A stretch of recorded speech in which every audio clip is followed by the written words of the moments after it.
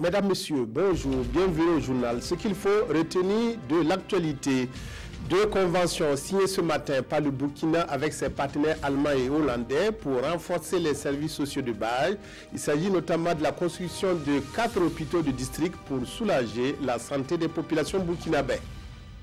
Le Haut Conseil pour la réconciliation et l'unité nationale, HCRUN, va à la rencontre des populations pour partager sa vision de la réconciliation nationale et de la manière d'y parvenir. Les 13 régions du Burkina accueilleront la délégation du Haut Conseil. Cela dit, le secteur de l'eau et de l'assainissement vient de bénéficier d'une enveloppe financière de 4 milliards de francs CFA grâce à une signature de convention avec la République fédérale d'Allemagne. Le ministère de l'économie, des finances et du développement a également signé une autre convention avec les Pays-Bas pour le financement de la construction de 4 hôpitaux de district. Reportage Yacouba Gamene, Pascal Canet. Ce sont des signatures qui valent 7 millions d'euros, soit plus de 4 milliards de francs CFA. De l'argent sous forme de dons que la République fédérale d'Allemagne met à la disposition du gouvernement burkinabé pour faciliter l'accès à l'eau potable et à l'assainissement des Burkinabés des zones rurales et périurbaines.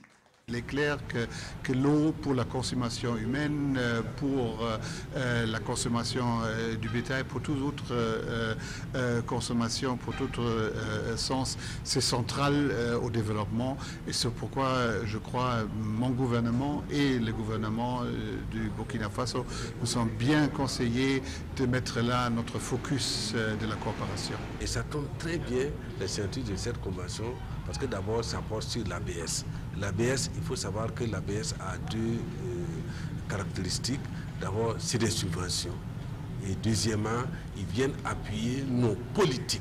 C'est-à-dire, ils viennent appuyer ce que nous nous sommes engagés à faire vis-à-vis donc des programmes nationaux, le PNDS, ce que nous sommes engagés à faire vis-à-vis donc de nos engagements au niveau international avec les objectifs de développement durable. L'autre donateur est venu de Bamako où il réside. L'ambassadeur des Pays-Bas au Burkina Faso vient signer une convention de financement dans le cadre d'un projet qui veut construire des hôpitaux.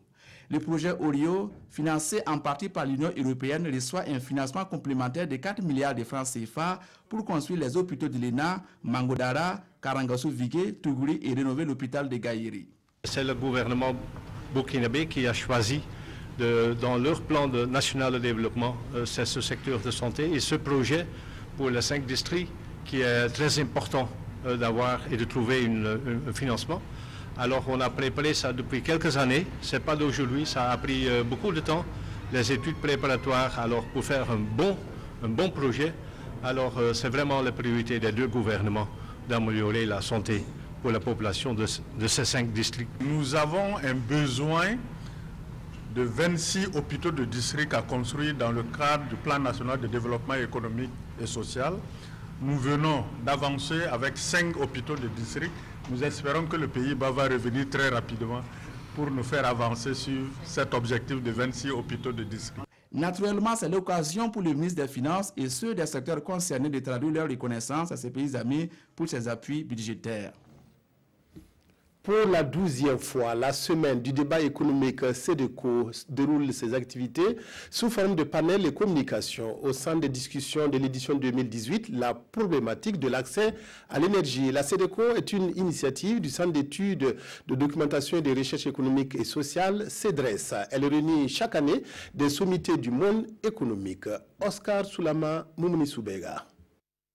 La question des énergies renouvelables en Afrique est au centre des réflexions de la 12e édition de la SEDECO, la semaine du débat économique. Évaluer les gains économiques attendus d'une transformation structurelle du système énergétique en Afrique, c'est l'un des objectifs visés à travers le choix de ce thème.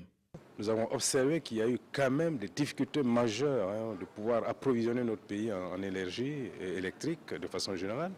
Et en plus, nous constatons aussi que le prix des hydrocarbures augmente. Il y a quand même des alternatives. Que nous avons réellement des possibilités de pouvoir développer ces énergies-là, ces alternatives. Nous pensons qu'il faut y réfléchir et que tous ensemble, décideurs publics, praticiens, théoriciens, que nous puissions voir quelles sont les choses, qu'est-ce que nous pouvons mettre en place pour pouvoir développer ce type d'énergie et donc atténuer en fait les souffrances de nos populations. La CEDECO est une initiative du CEDRES, le Centre d'études, de documentation et de recherche économique et sociale. Un cadre de réflexion et de partage d'expériences dont l'importance n'est plus à démontrer, selon le représentant du président de l'Université Ouaga 2, le professeur Jakalia Barrow. Une vision également partagée par le représentant de la marraine Adizatou Rosine Souri Koulibaly, ministre de l'économie, des finances et du développement. C'est des moments importants que le ministre de l'économie, des finances et du développement a voulu marquer en soutenant d'une manière ou d'une autre chaque année ces éditions. Parce que effectivement, la pratique sans la théorie n'est pas valable et la théorie sans la pratique est affaiblie également. Et donc pour le Burkina Faso, pour les politiques publiques, ces semaines-là apportent toujours un plus. Et je pense que c'est toujours bon à prendre pour éclairer les décisions politiques. La CEDECO 2018 se poursuit jusqu'au 29 juin à la salle de conférence de la DGCOP. Elle est marquée par des panels et communications animés par des économistes issus des universités burkinabè et ivoiriennes. Intéressons-nous maintenant à cette audience que le ministre d'État auprès de la présidente du Faso a accordée ce matin à une délégation cubaine conduite par la directrice de l'Afrique du ministère des Affaires étrangères. L'entretien a surtout porté sur le renforcement des relations entre la Havane et Ouagadougou. Urbain Sommet, Nyarkiteda. Simon Compaoré et son cabinet reçoivent la directrice des relations extérieures auprès du ministère des Affaires étrangères de l'île de Cuba. Le déplacement de Ouagadougou témoigne l'engagement du pays de Fidel Castro à maintenir, sinon à renforcer davantage, les relations bilatérales déjà existantes entre le Burkina Faso et la République de Cuba. Nous sommes venus saluer le ministre d'État et traduire la reconnaissance du peuple cubain à celui du Burkina Faso. Nous sommes là également pour réaffirmer notre soutien à votre pays et dire qu'au-delà de la santé, notre domaine d'intervention, nous allons ajouter d'autres comme le sport et l'éducation. Le ministre d'État burkinabè s'est réjoui de cette visite. Simon Compaoré se souvient encore des moments inoubliables qui ont permis à la partie burkinabè de profiter des services de santé de Cuba. Ce rappel est que au temps donc de la Révolution, nous sommes allés au sommet en envoyant beaucoup de jeunes là-bas à l'île de Cuba. Ces jeunes ont été bien reçus, formés, sont revenus. Donc on profite de l'occasion qui m'est donnée pour les remercier pour ce qu'ils font, ce que Cuba fait, pour appuyer le Burkina dans le domaine de la santé. L'axe La Havane-Ouagadougou se solidifie au mieux et les deux parties souhaitent que cette solidité profite au maximum aux deux peuples, burkinabè et cubains. Le Comité international de la Croix-Rouge, CICR, et le Comité inter-État de lutte contre la sécheresse au Sahel, SILS, unissent leurs efforts pour faire face aux effets combinés du changement climatique et des conflits armés dans la région du Sahel. Les deux structures organisent à Ouagadougou une rencontre qui rassemble humanitaires, hommes de tenue, acteurs de développement et étudiants autour des solutions à trouver aux problèmes humanitaires induits par les changements climatiques et les conflits armés. Cette conférence est la deuxième du genre en Afrique de l'Ouest, après celle d'Abidjan. Amado Ilboudo, Maïmouna Traoré. Conflits armés et changement climatique, deux phénomènes qui touchent la bande sahélienne avec des conséquences humanitaires graves pour la population civile. Le Comité international de la Croix-Rouge et le SILS s'inquiètent. Il faut trouver des solutions pour réduire les impacts combinés. Pour cette 11e édition des Journées Portes ouvertes sur la justice, les acteurs judiciaires veulent éclairer les populations sur la contribution du... Conflits armés et changement climatique, deux phénomènes qui touchent la bande sahélienne avec des conséquences humanitaires graves pour la population civile. Le Comité international de la Croix-Rouge et le SILS s'inquiètent. Il faut trouver des solutions pour réduire les impacts combinés de ces deux phénomènes. À Ouagadougou, humanitaires, universitaires, étudiants, acteurs du développement et de différentes disciplines discutent à cet effet. La question du changement climatique et la question du terrorisme, ce sont des phénomènes par rapport auxquels beaucoup de personnes s'expriment. Beaucoup de personnes s'autoproclament spécialistes. Mais au fond, il n'y a pas beaucoup d'analyse, beaucoup de réflexion qui puissent nous permettre d'aller dans la profondeur, de déceler les problèmes réels pour pouvoir les adresser avec des solutions conséquentes. Et donc, en tant que sociologue, je pense que ce sont des rencontres de ce genre qui nous permettent de prendre la mesure des problèmes qui se posent et d'aller de l'avant. C'est une plateforme pour partager les bonnes pratiques et échanger sur les pistes de solutions créatives visant à adapter les différentes interventions au service des communautés dans un environnement évolutif et parfois hostile. On est conscient que les solutions ne peuvent pas être trouvées en un jour. On est aussi conscient que les problèmes à caractère conflictuel ont souvent des origines ou des facteurs parfois politiques, parfois diverses. Mais on est aussi confiant que les solutions sont aussi à caractère politique et peuvent être trouvées si les uns les autres mettent leur réflexion ensemble pour échanger sur les solutions idoines. Donc le cadre d'aujourd'hui est tout à fait approprié. C'est un cadre universitaire, un cadre de contradiction, un cadre de débat. Il n'y a personne qui aura la vérité infuse et je pense que on s'attend à des échanges riches, surtout au regard de la qualité des panélistes et des intervenants et des participants. Cette conférence se tient dans le cadre des initiatives de prévention et vise à encourager la recherche et le débat. Elle est la deuxième en Afrique de l'Ouest d'une série de conférences dénommées Humanitarium. Les journées portes ouvertes sur la justice et les droits humains ont été une occasion pour les populations de la région de l'Est de s'approprier les textes juridiques et le fonctionnement des institutions judiciaires. Pendant 2 jours, des spécialistes de la justice et des droits humains ont animé plusieurs conférences publiques à Fadangourma. Le rôle du ministère de la Justice dans la lutte contre les infractions économiques, financières et la criminalité organisée a été le fil conducteur de ces journées. Désiré Ilboudo, Mahamadi Ouedraogo. Pour cette 11e édition des journées portes ouvertes sur la justice, les acteurs judiciaires veulent éclairer les populations sur la contribution du ministère en charge de la justice à la lutte contre les infractions économiques, financières et la criminalité organisée. Nous avons depuis la transition fait un certain nombre de réformes. Ces réformes continuent avec le chef de l'État, le président Roch Kaboré, par exemple pour les infractions en matière économique et financière, qui sont des infractions complexes, qui ne pouvaient pas être mieux appréhendées par les textes actuels. Nous avons fait des réformes, adopté des textes. Il s'agira pour nous certainement d'échanger avec les populations de la région du centre-est sur ces questions et éventuellement de recueillir leur avis, ce qui nous permet d'améliorer. Pour y arriver, 6 communications sont au menu de ces conférences publiques. Il s'agit notamment de celles portant sur le dispositif juridique et institutionnel qui encadre la lutte contre le blanchiment des capitaux, ainsi que celles portant sur l'état du grand banditisme et de la fraude économique au Burkina Faso. Il n'est pas rare de voir sur nos routes des colonnes de 50, voire même 100 motocyclistes chargés de marchandises frauduleuses qui entrent et qui sont très nocives donc, pour nos populations. Il s'agit pour nous d'analyser quelques dispositifs juridiques en rapport avec la lutte contre les crimes économiques. Il a été question d'évoquer la loi 04 sur la répression de la corruption au Burkina Faso et la loi portant donc sur la répression et la prévention de la répression du blanchiment des capitaux et du financement du terrorisme au Burkina.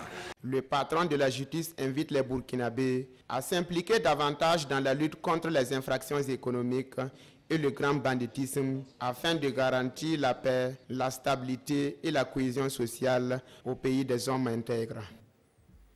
Voilà, reportage à Fada de Désiré Ilboudo de Mamadi Ouedraogo, mais les journées portes ouvertes se tiennent bien à Tinkodogo dans le centre-est. Le Haut Conseil pour la réconciliation et l'unité nationale, Ashkroun, a entamé une tournée dans les 13 régions du Burkina. C'est par le centre-ouest que cette tournée a débuté hier. À Koudougou, dans le Bulkende, Léandre Bassolé et sa délégation ont eu des échanges avec les populations sur les missions du Ashkroun et partagé avec elles leur vision de la réconciliation nationale et les moyens d'y parvenir. Adama Giti ou Moussissé, reportage. C'est un dialogue direct entre le Haut Conseil pour la réconciliation et l'unité nationale Ashkroun et les forces vives de la région du centre-ouest. Il s'agit pour le Ashkroun de sensibiliser toutes les parties prenantes au processus de réconciliation. La réconciliation, nous avons dit qu'en fait, pour nous, elle est fondée sur un triptyque. C'est la vérité, c'est la justice et on va à la réconciliation. Si vous enlevez ce triptyque-là, comme on dit, il repose sur 3 pieds. Si vous lui coupez le pied de la vérité, il va tomber. Et à cette rencontre de Koudougou, le dossier Faso-Fani était l'une des préoccupations majeures des populations. Et nous avons beaucoup espéré. Nous avons reçu des documents et nous avons remplis. Aujourd'hui, on voudrait savoir, parce qu'à l'exposé du premier vice-président et du deuxième vice-président, et ils ont parlé des cas déjà réglés, des cas en cours de règlement. Bon, maintenant, on voudrait savoir, pour les cas de Faso-Fani, qu'est-ce qui se passe? Pour Léandre Bassolé, tous les dossiers traités par son institution ne sont pas logés à la même enseigne. Certains dossiers nécessitent l'appui d'experts pour leur traitement. Et pour cela, il demande la patience et la compréhension de toutes les personnes concernées. Rencontre hier entre le ministère de l'Urbanisme et les municipalités du Burkina. Elle a permis de valider le rapport diagnostic de l'étude d'appui au développement du sous-secteur assainissement pluvial. Il s'agit plus clairement de permettre de situer les responsabilités pour l'entretien et la gestion des ouvrages d'assainissement pluvial. Amado Ilboudo Bouma Ernest Nebié. Municipalités et autorités administratives autour de la question de l'assainissement pluvial. L'état des lieux, notamment dans les grands centres urbains du Burkina, commande d'agir impérativement.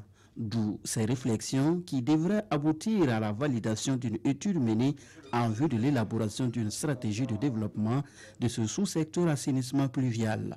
L'État réalise des collecteurs. Il y a également le réseau de caniveaux. Il s'agit justement de mettre tous ces intervenants-là en cohérence et maintenant identifier le rôle des uns et des autres. Le rapport soumis ici à l'examen identifie les acteurs à mettre à contribution ainsi que les différentes actions à mettre en œuvre pour relever au mieux les défis liés à l'assainissement pluvial dans les grandes villes du Burkina. Dans nos villes, nous sommes tous confrontés aux mêmes problèmes et qui sont essentiellement dus à l'écoulement des eaux pluviales. Mais ce sous-secteur-là, comment le piloter? Nous allons élaborer des textes et prendre des recommandations pour que ce sous-secteur soit définitivement structuré. Ce rapport, une fois validé, devrait faire place à l'élaboration de textes juridiques et de documents de développement du sous-secteur de l'assainissement pluvial du Burkina. Du football à la production audiovisuelle, il n'y a qu'un pas allègrement franchi par l'international burkinabé Jonathan Pitroapa. Samedi dernier, il a procédé au lancement de sa structure dénommée Chamar Empire, une entreprise de production audiovisuelle et de communication globale. Elle va œuvrer dans 9 domaines qui vont de la création et production musicale à la publicité en passant par la création de supports de communication sonore. Pawadrogo, Jean Zongo, Nyarkiteda. De la pelouse aux affaires, l'international burkinabé Jonathan Pitroapa lance son entreprise de production audiovisuelle et de communication en présence du président du Faso, Roch-Marc Christian Kaboré.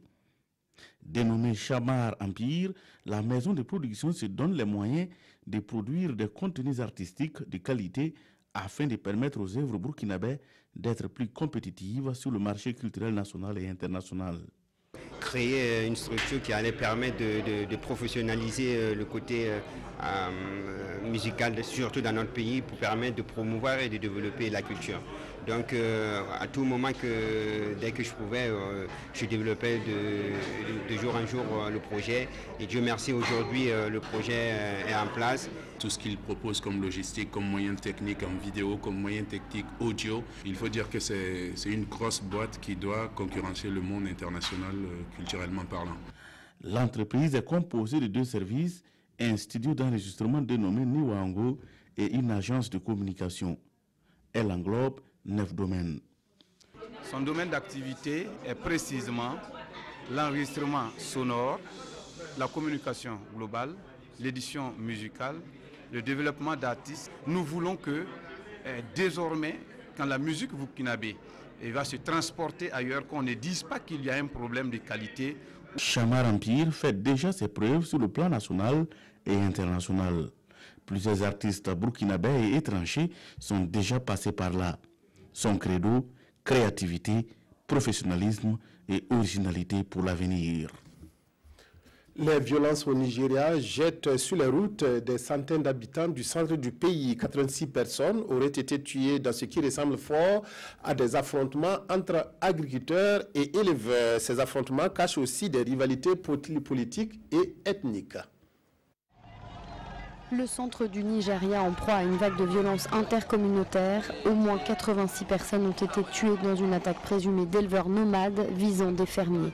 6 personnes ont été blessées et 50 maisons incendiées. Le président nigérian Muhammadu Buhari appelle au calme. Un couvre-feu a aussi été instauré dans plusieurs régions de l'État touchées par ces affrontements et des opérations sont menées pour arrêter les auteurs des violences. Plusieurs familles ont décidé de quitter la région.